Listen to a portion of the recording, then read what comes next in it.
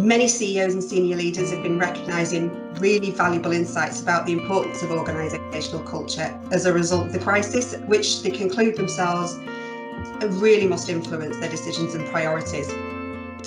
So I want to talk about organisational culture, local team culture, and then how we fine-tune for the right leadership behaviours to enable both to thrive.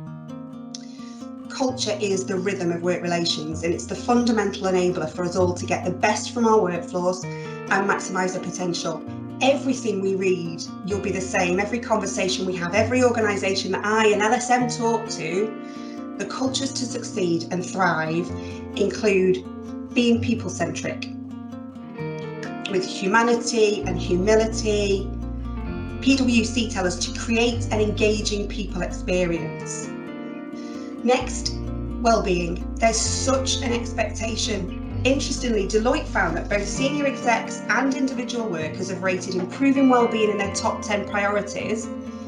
There was quite a difference in how high, and I give you credit enough to assume who thought it was most important. Having purpose, clarity of purpose, and organisationally collective purpose.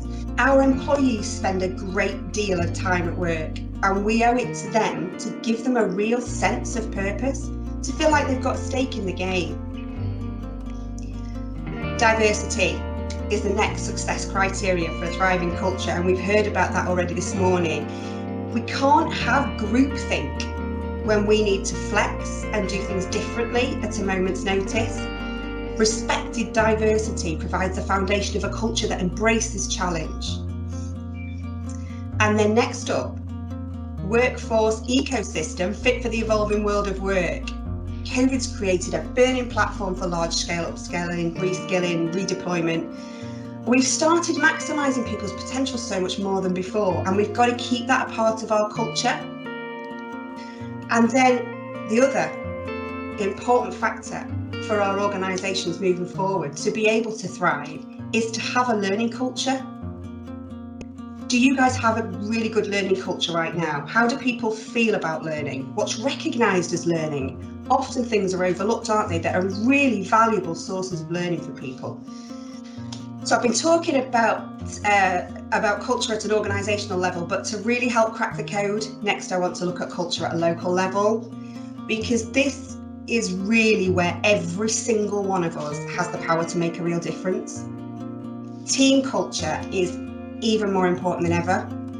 Whatever's going on out there in that big wide world that's impacting the organisation, whatever the implications for the bigger picture, it's within our gift to create a safe and motivational space for our teams to thrive.